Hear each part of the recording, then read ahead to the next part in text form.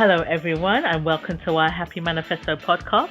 My name is Maureen. And I'm Henry, and today we have Elaine Lin Hering on our podcast. She is a USA Today Times bestseller and is on the Thinkers 50 radar list of 2025. Oh, exciting. I mean, it's a brilliant topic we're going to be covering today. Yes, excellent. And what brought you joy at work? Right, recently, because I had to really think about this one. I was like, what's bringing me joy? We've been working so hard.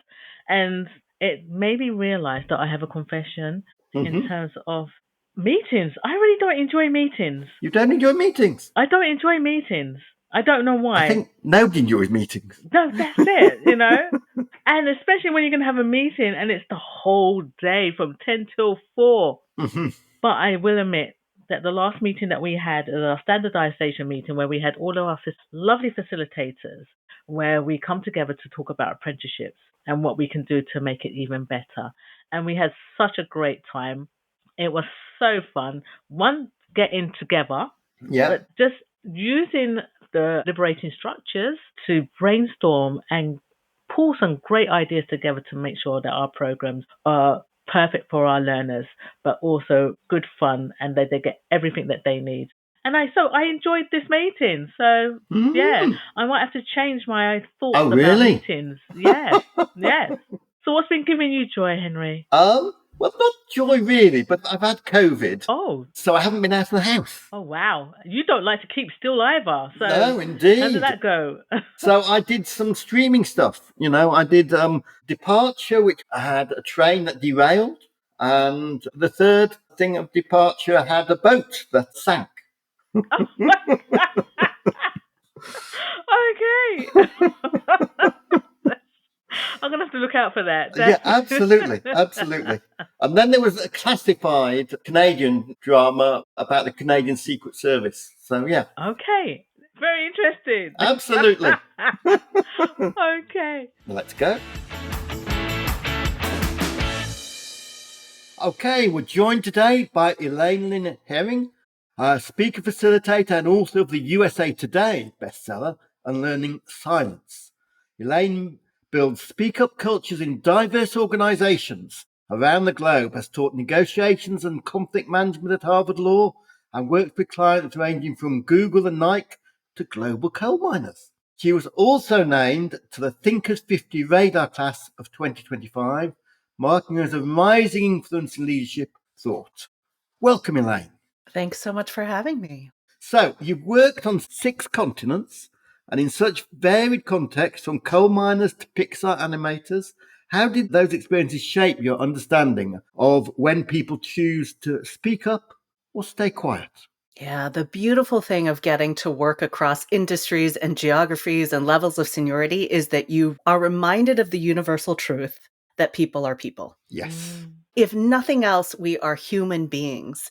And so that question of, what are they going to think? Am I safe here? Is it okay? What am I going to have to deal with as a result of saying something, not saying something, being quiet, being loud? All of those internal processes are really universal. Now, where we land with them are different.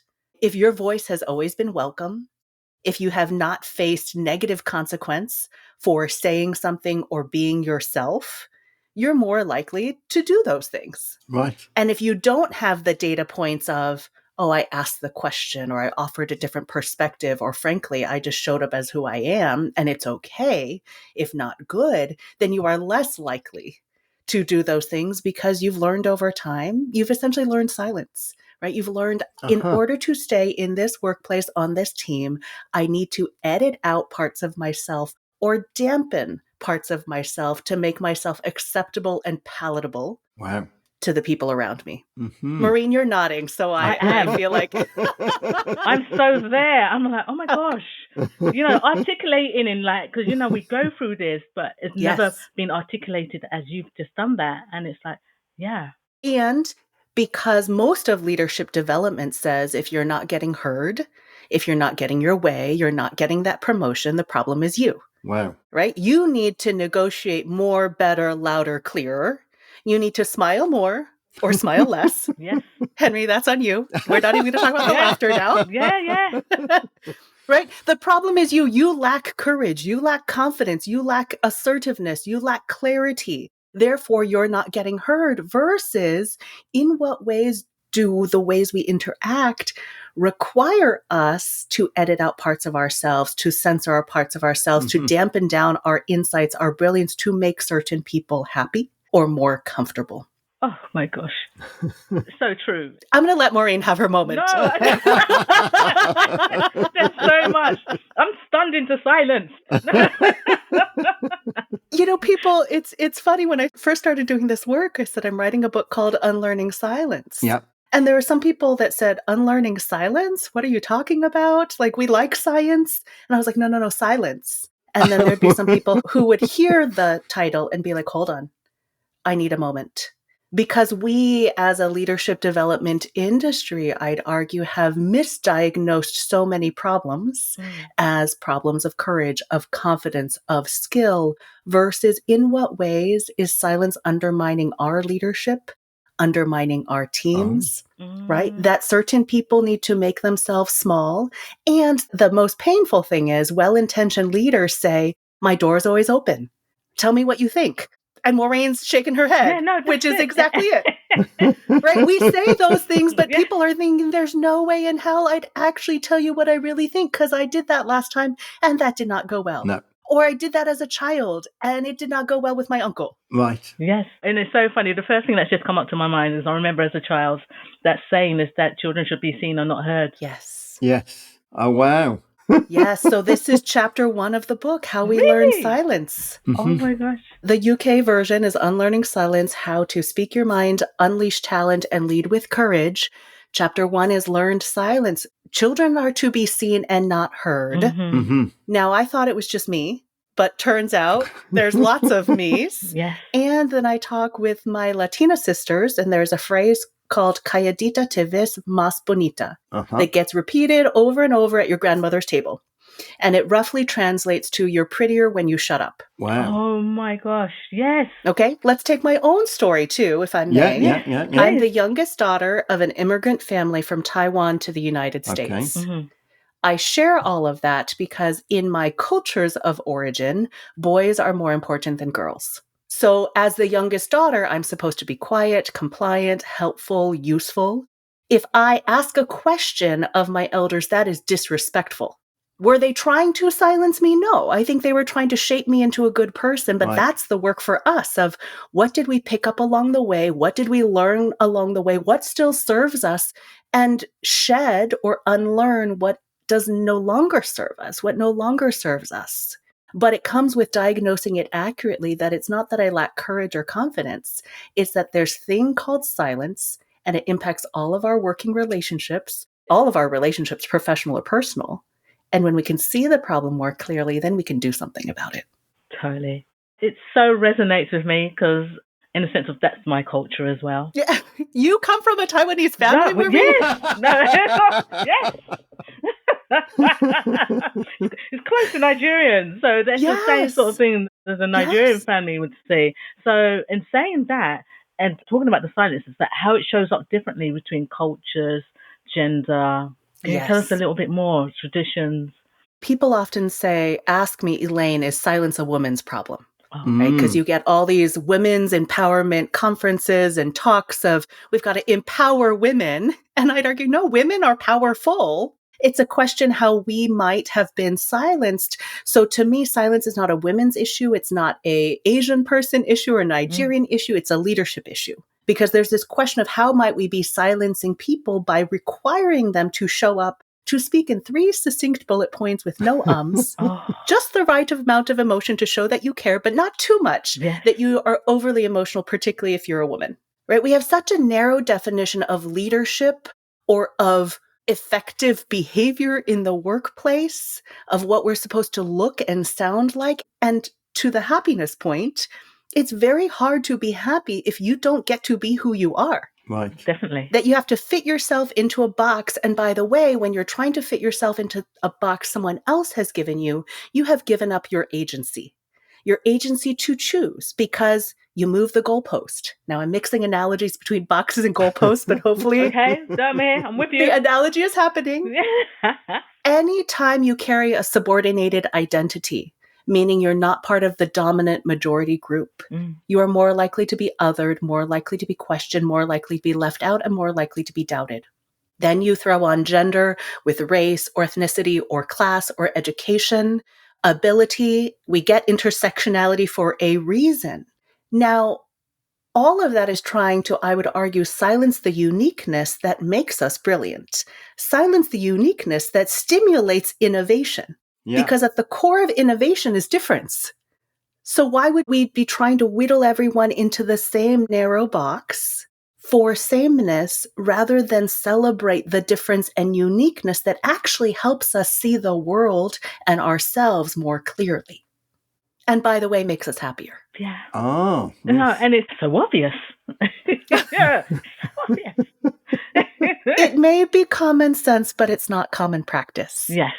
Because of this mixed diagnosis, right? And that's part of it, which is if we ingest even what leadership experts say without questioning, we are likely to miss things that are not being called out or aren't highlighted from those lenses. So the question is not how can I speak up more, better, louder to get my needs met? It's what role is silence playing in my life and in my leadership?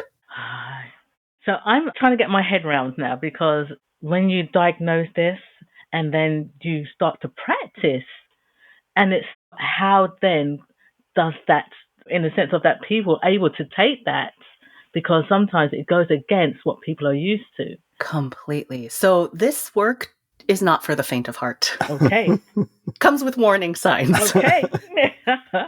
Right? You're starting to rock the boat. Yes. When so many of us have been taught, don't rock the boat, keep the peace. Yes. But peace often is just surface level, right? We have our niceness, we go through the motions, we have the conversations that don't actually talk about any substance, but we have the 30-minute meeting and then we click out or we leave and we've done our work for the day. Versus there's all of this underneath that is not surface, that we're not necessarily talking about the real issues. So I'd argue that unlearning silence is really disruptive. It can be a tectonic shift in certain relationships. I've had readers write me and say, I read your book and it finally gave me the courage to leave the relationship that I knew for 2 decades was not the right one. Oh. Yeah, I can imagine. Wow. I didn't know that it was silence. I thought I needed to be prettier. I thought I needed to be nicer. I needed to be kinder. I needed a cleaner house. Yeah. This is why I say it comes with warning signs. Had a reader who read the book and said, I'm going to give my boss some feedback. Wow. And they lost their job after giving that feedback. Oh my Really? gosh. Now, their husband called me and said, we call it the freedom book. Because she should have left that job because it was a toxic environment. Yeah. Right? If you think about it, if you give your boss, your manager feedback, and the result is that you are out of a job, how healthy a work environment is that really? Exactly. Right? So it unveils things and reveals things that are uncomfortable because often we have become comfortable with that silence. We've become comfortable with that status quo. And comfort is not a sign of what is right, good, just, or leads to happiness. Comfort is just a sign of what's familiar. Yeah. So what can leaders do to create a genuine speak-up culture? Intentionality. That it is not just a problem on the woman, the one woman on your team. Yeah. Right? Yeah. It is a leadership issue. And so I'm looking at the different prongs of in what ways might I have learned silence from my Taiwanese or Nigerian family, my upbringing? And let me own that. And that's chapter 4 of the book. In what ways might I as a leader be silencing the very people that I want genuinely to support by assuming that they're like me, right? A very simple example. There tend to be morning people who are up at 5 a.m. and chipper and running half marathons.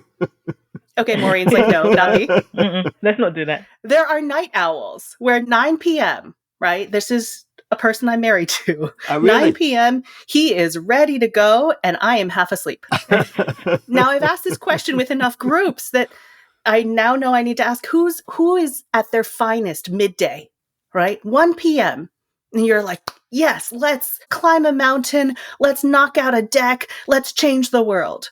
And Apparently, there are some people for whom midday is their finest hour. That's their power hour. Whereas me, as a bona fide morning person, I'm thinking that's the post-lunch slump. It's called that for a reason. I think I'm a morning person. What are you, Maureen? Oh, no, I'm definitely a night person. Oh, really? Okay. Oh, yeah. I love this. Yeah. Okay, so live case study, right? Henry says, let's meet at 9 a.m. Whose strength does it play to? Mm-hmm. Oh, that's Henry's. Yeah. Yeah. Definitely. Yeah. Right? Whose thinking is going to be crispest? Who's going to be most able to contribute? Yes. None of these choices are net neutral. Oh, but we do it at 4:30, the podcast, don't we, Maureen? We do. This is the compromise. Yes.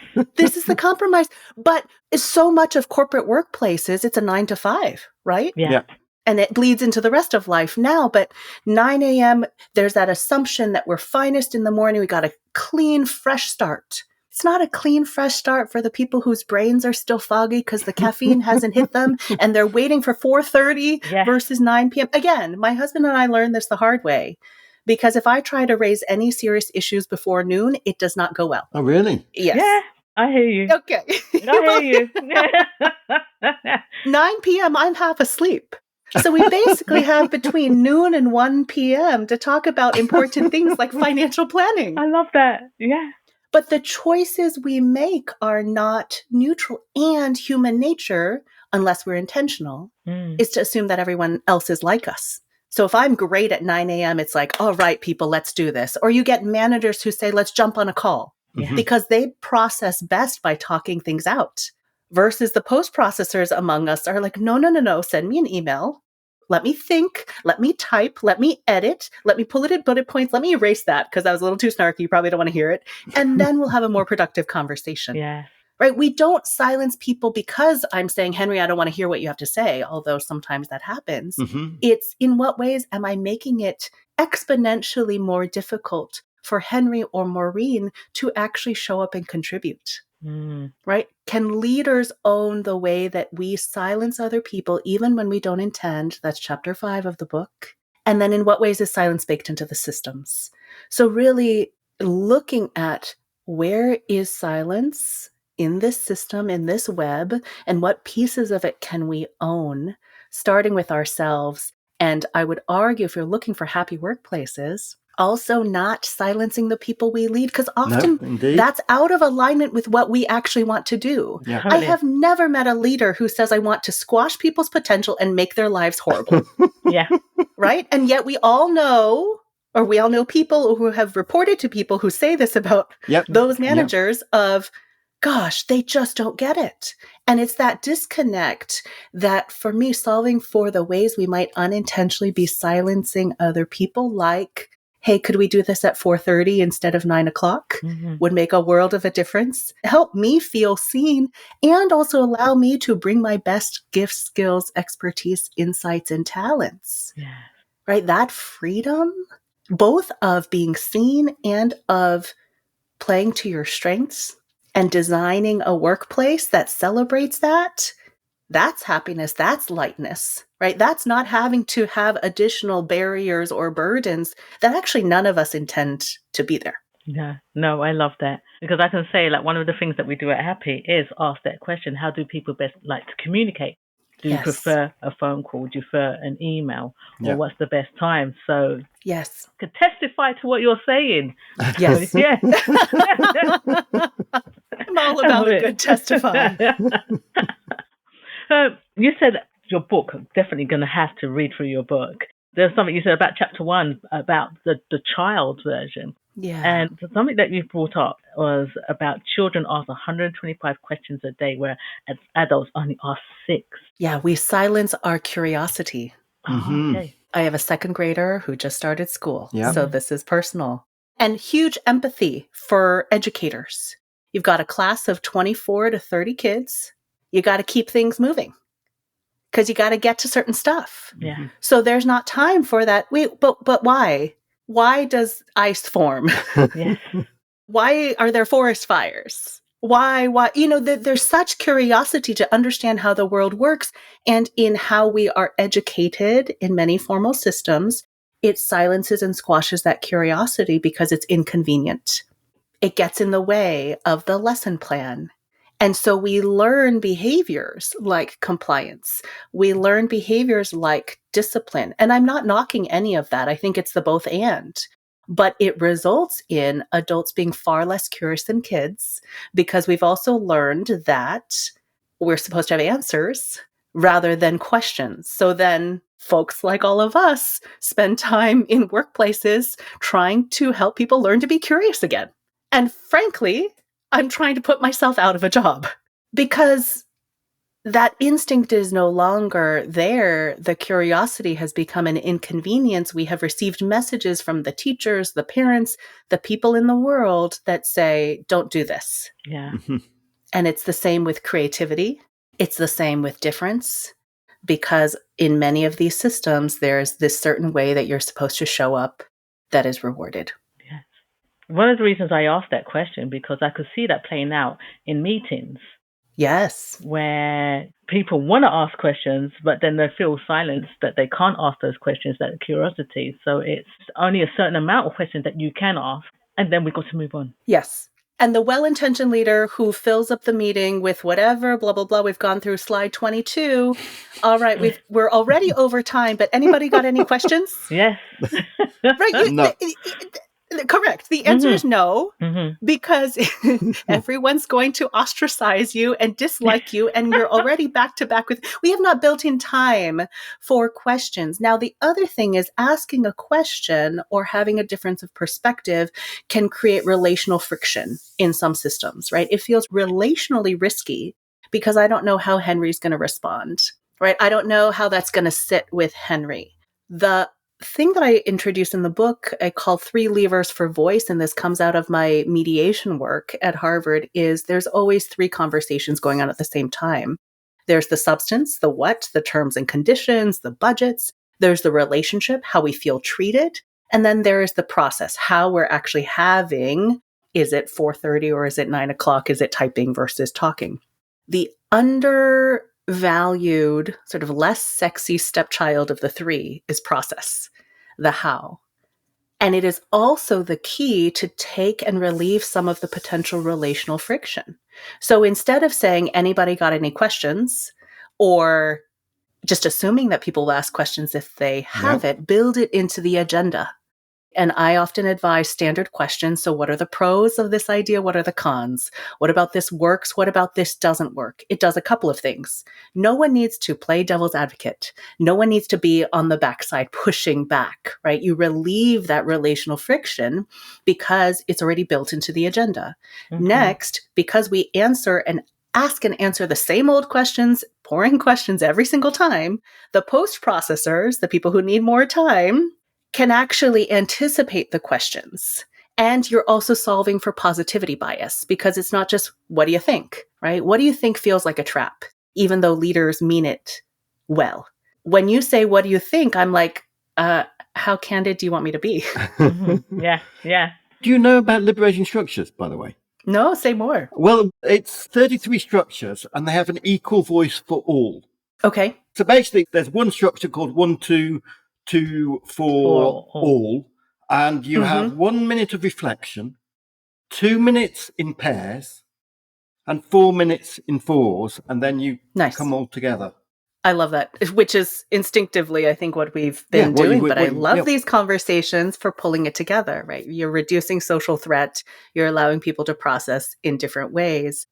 And it's really, how do we build curiosity or prompts for questions back into the way that we're working while reducing the relational risk and friction that can get in the way of us actually asking them. Right.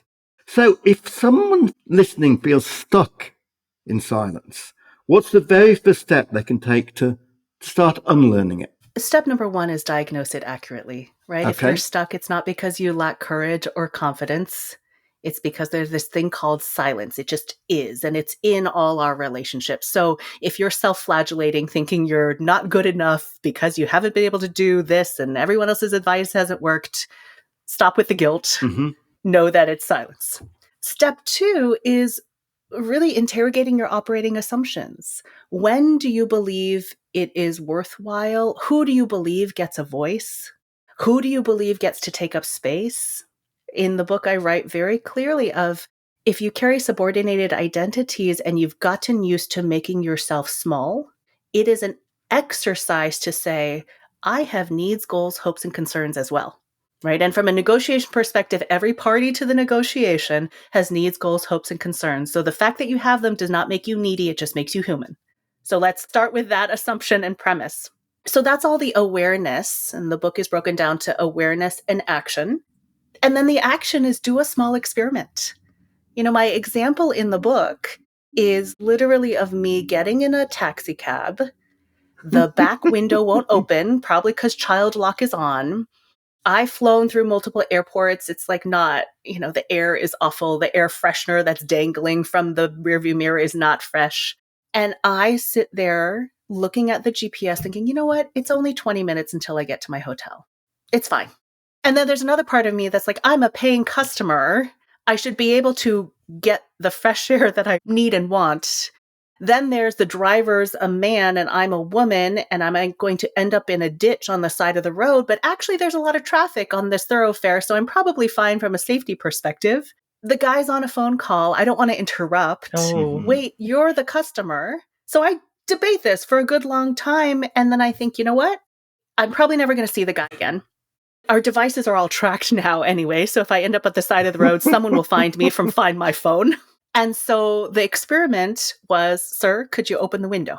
And he didn't even say anything, but he clicked a button and the window opened and the angels sang glorious hallelujahs. Yes. And that's where I needed to start. I've heard some people saying that's an example, like you would even second guess whether to do it. And I've also heard from now probably hundreds, particularly of women, who said, oh my gosh, that's me, right? I'm sitting there and I am used to, I can grin and bear it. Yeah. I can deal with it. It's only 20 minutes. Yes. Right? So it's true. only 20 minutes. Yeah. I can deal with it versus are my needs, goals, hopes, concerns valid enough to try?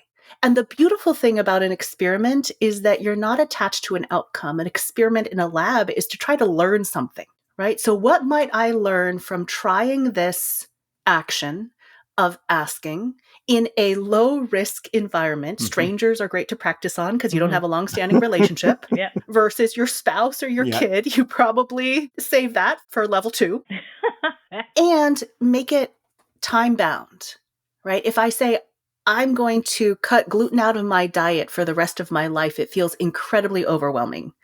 Versus I'm going to try this experiment for the next 3 days or 3 weeks, right? Then I'll reevaluate its behavior change. It's not locking us into something that feels undoable. It's simply curiosity of what happens when I try this experiment. So craft a small experiment and better yet, enroll someone in your life into being part of your team. So some people will say, I've always been the quiet one. Won't it be weird if I start saying something in meetings? Well, number one, there's what we call spotlight effect, meaning you're thinking way more about yourself than anybody else. So you're just not that important, not in a human being way, but in a, right, we're overanalyzing. I've never said anything in this weekly meeting. It's going to be weird. Everyone else is paying attention to themselves or other things. So they're not thinking about us. Right? So just know the spotlight effect is going on. Second, if you enroll someone on your team, hey, I'm really experimenting with being more visible or being able to represent the legal perspective in these company-wide leadership meetings or whatever it is. And so you've got an ally in there, someone who knows you're trying to do this, who might even say, hey, Maureen, what would you add here, right? To get you that entrance. How can you build a team? Because none of us can do this alone. We're all intertwined, our lives, our voices, the silence. So how might we engage the people around us, particularly those well-intentioned leaders who really want us to bring our best insights, expertise, gifts to work to say, hey, Henry, one thing that would help me is if you would do this. Can we try it? Try something, because you can't theorize yourself into different behavior. You can only do it by trying something on. So awareness and then a small experiment, low risk, time bound for action. Okay. Oh, love that. Okay. Because I've always gone to the point that now I'm older. on 25 times 2. It's like, yes, I've earned a right. So I love that. And every time I hear it, I'm like, okay, but why should I have to wait another 10, 15, 25 years to earn the right to be human? Yes. To earn the right to have my thoughts, to earn the right to be happy. Right. So I'm impatient. No, and that's right. So I have some ideas for now. Yeah, we need your book out here because it's definite. And I guess it's like a circle, because you think that, when you're older, then you have the right to do that, just as the child was told that they've got to respect the adult in that silence. So, and to be clear, unlearning silence does not mean saying everything everywhere all the time to everyone. Okay. Right? The world is far too noisy and complex for that. And to me, voice is not just the words we say or don't say in a meeting. Voice is how we move through the world. So how do you want to move through the world? You may never be the person yelling with a bullhorn at that meeting or on the streets, and that's okay. There's enough of that in the world. Yes. But how do you want to live your life? Are you going to be the person who holds the door open for the person who's coming out of the grocery store after you because you want kindness in the world? Are you the person who buys flowers, even though you know that it's not an eco-friendly or budget-friendly thing to do, but because it brings you happiness and you're going to honor that? Are you the person who's actually going to say, hey, Henry, how are you today? Even though you've got a long agenda of things you need to get through, but you care about that human connection. And when you say, how are you, you genuinely mean it. Yeah. Right? We are using our voices in how we move through the world in all of those interactions day to day. So tell us about your 3 tips for a happy workplace. Acknowledge that people are human and let them be human. Maybe that's 3 in 1 or 2 in 1, but fundamentally, especially in this AI, machine learning, mechanized world, our humanity is the differentiator. And that acknowledgement of the humanity is fundamentally what even gives us the opportunity to get to happiness. To treat each other as robots or as machines does not work, because that's not who we are. And so that humanization of it, the laughter, the curiosity, the spontaneity, all the things that AI cannot do, that we do them well and acknowledge the value add that comes from them, rather than trying to shoehorn each of us into ultimate productivity, right? We've got other devices for that, especially now. So how do we honor what is unique, what is human about each of us? That, to me, is the key to happiness in the workplace and in life. So that's just the 1 tip. You're giving me a look, Henry. No, He wants more. That's just the 1 tip, isn't it? That is the 1 tip. But if we were to break it down, so we could do sub-bullet points, because that's how my brain thinks, right? Are emotions acceptable? Would be the question. The action would be make emotions acceptable. Okay. And not just anger from men, but fear, worry, elation, joy. A litmus test would be, is the full range of emotions acceptable at work for everyone? Or is it a privilege for a select few? Yes. The amount of energy we spend bottling up emotions of worry, of fear, of concern that AI is going to take my job, how much bandwidth does that consume? I'd argue a whole lot, versus naming it, acknowledging it, and we're going to figure it out together, right? Can we acknowledge that, because then we don't have to carry the weight and suppress what's really there, when we could actually acknowledge it and surface it? That would be 1. Emotions are okay. The second is, we all have lives outside of work. Yes. Work is not everything. Yeah. The fact that it is not everything does not mean it's not important, does not mean that I'm not committed. Just means I'm a multifaceted person.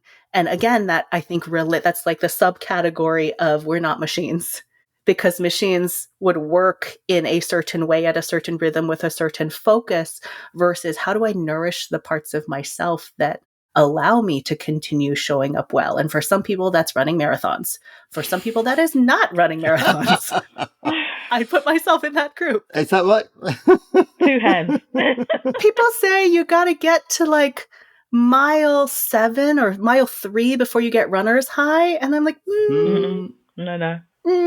maybe it's possible that I have not run long enough because I've only run a half marathon. I have not done the full, but my conclusion from doing the half was I don't need to do the full. Oh, you've run a half marathon? Yes, the weekend after I graduated from law school, not one of my finer choices in life. Okay. Right, but how do we nourish ourselves so that we can show up well for each other? Oh, I love that. The third tip would be, I want to say pay people equitably. All right. But what I think really mean is honor the gifts and skills and don't bake inequity into the system because it breeds resentment, right? It breeds friction amongst the people that you actually want to work together. That if we are aiming to be greater than the sum of our parts, there needs to be trust, there needs to be respect, there needs to be enough of an acknowledgement of people's different gifts that we're not pitting one another against each other. That would be 3. Okay. You're so right. There's a lot in there. That's powerful. Okay, happy? Yeah, we're happy, but one more. One more. So the lawyer in me loves this. That you're like, no, you don't get to. We asked for 3. Letter of the law. You only give us 1, even if it was a big one. Yeah. So thank you. No, that's 3. But now we've got one thing. Okay. What gives you joy outside of work? Don't say marathon, but one thing. You can say marathon, of course you can. But what's I one will thing? not say marathons. Although cheering people on at marathons is wonderful. Yes.